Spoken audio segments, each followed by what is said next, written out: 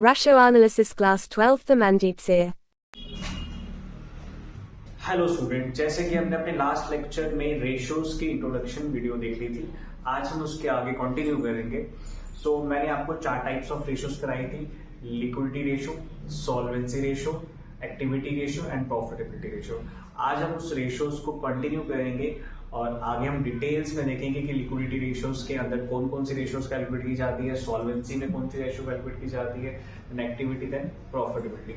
आज हमारा टॉपिक रहेगा लिक्विडिटी पे बेस्ड। तो सबसे पहले हम लिक्विडिटी रेशियोज के आपको फॉर्मूले नोट करवाएंगे। आप अपनी नोटबुक लीजिए और उस पर ये फॉर्मूले लिख लीजिए ताकि आपको क्वेश्चंस करने में इजी रहेगा। तो अपने साथ अपनी नोटबुक निकालिए और मेरे साथ देखिए लिक्विडिटी रेशियोज।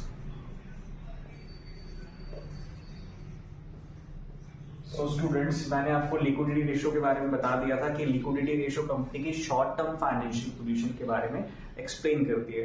किसी भी इन्वेस्टर को अगर किसी कंपनी की short term financial position check करनी है तो वो उस कंपनी के लिक्विडिटी रेशियो को कैलकुलेट करेगा। जिसमें लिक्विडिटी रेशियो में हम कौन सी रेशियोज कैलकुलेट करते हैं? फर्स्ट हम कैलकुलेट करते हैं इसमें करंट रेशियो। करंट रेशियो जिसका फॉर्मूला है current assets upon current liabilities. Current assets upon current liabilities. Okay student, तो करंट रेशियो का फॉर्मूला क्या है? Current assets upon current liabilities. यहीं पे मैं आपको इसकी आइडल रेशियो भी लिख देता हूं। तो इसकी आइडल रेशियो जो होती है उसे हम कहते हैं 2:1, यानी कि 2:1। अब स्टूडेंट्स, ये आइडल रेशियोज क्या होती है? आइडल रेशियो मतलब सेटिस्फैक्ट्री रेशियो। अगर आपको करंट रेशियो की आइडल रेशियो पूछी जाए तो आप क्या बोलेंगे? 2:1। इट मींस आपकी करंट एसेट जो है वो डबल होनी चाहिए करंट लायबिलिटी से। 2:1 mean current asset is double than current liability. इससे होगा क्या कि आप अपनी करंट लायबिलिटीज को कभी भी सेटल कर सकोगे अगर वो आपसे पेमेंट लेने के लिए आ जाते हैं। तो सेटिस्फैक्ट्री रेशियो या फिर आइडल रेशियो क्या बोलते हैं? 2:1। ये किसकी है? करंट रेशियो की। अच्छा, सवाल है ये, अगर आपसे ये बोला जाए कि किसी भी कंपनी की करंट रेशियो क्या है, मान लो 1:1, तो क्या ये सेटिस्फैक्ट्री है? क्या ये सेटिस्फैक्ट्री है?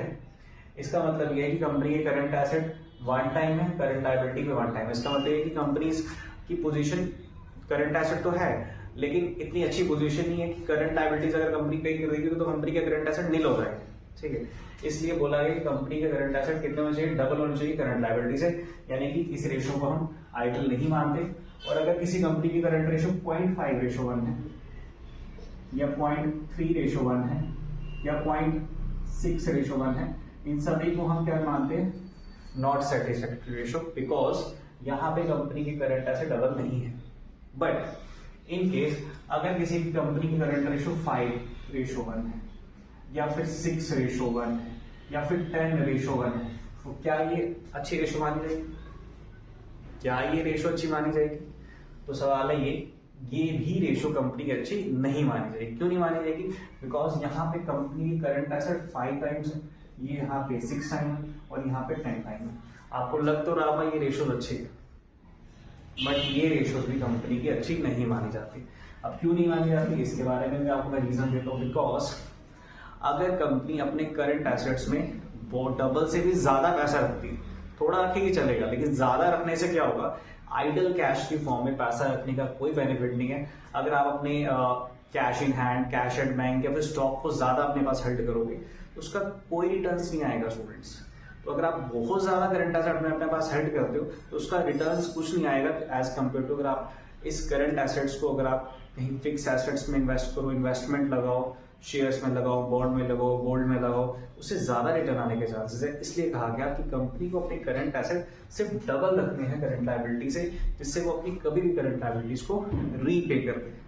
बट 2:1 से नीचे की रेशियोज भी अच्छी नहीं मानी जाती ज्यादा, और 2:1 से ज्यादा रेशियोज भी अच्छी नहीं मानी जाती।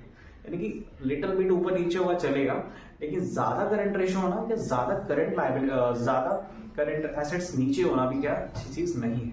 इसलिए आपसे सवाल पूछा जा सकता है कि what is the ideal current ratio, तो आप बोलेंगे 2:1।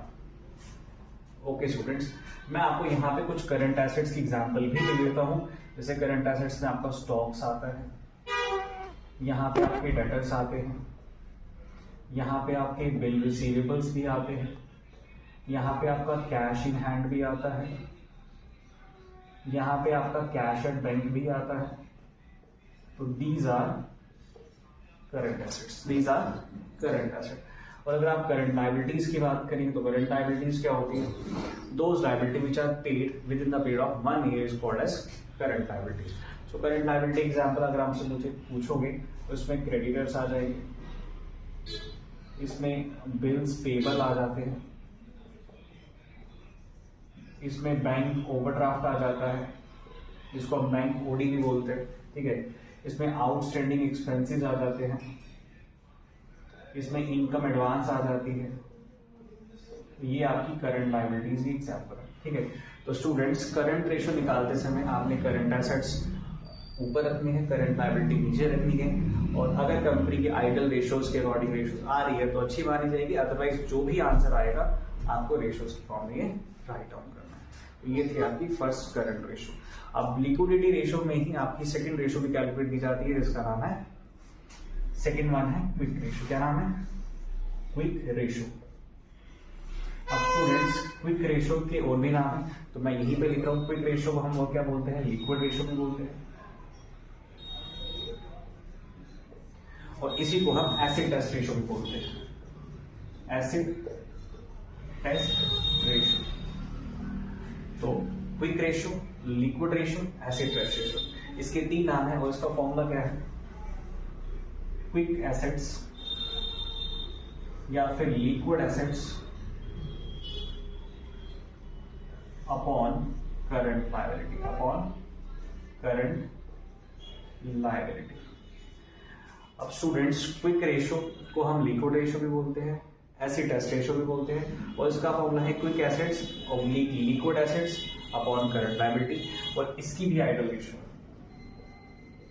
इसकी आइडल रेशियो क्या है? 1:1।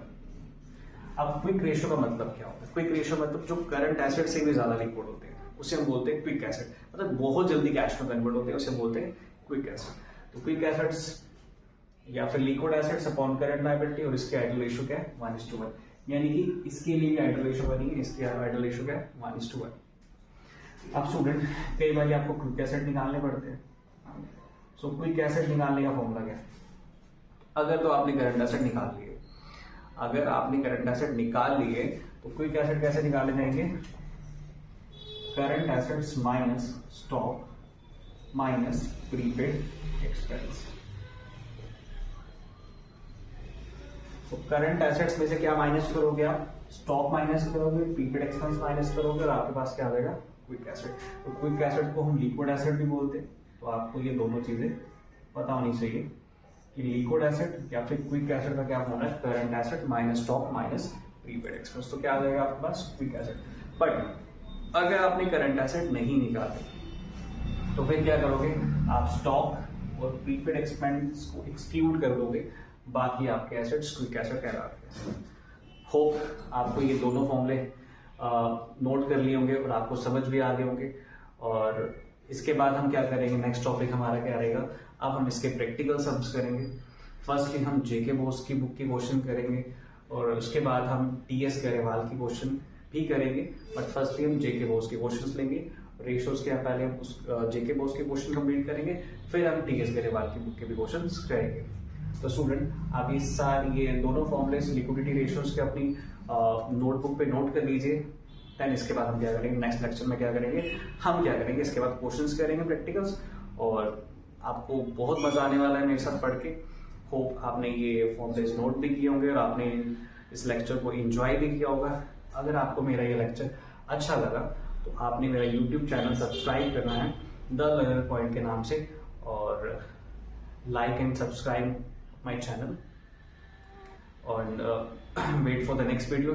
जब भी हमारी नेक्स्ट वीडियो आएगी उसके बाद हम क्या करेंगे? इसके प्रैक्टिकल क्वेश्चन शुरू करेंगे। Okay students, thank you.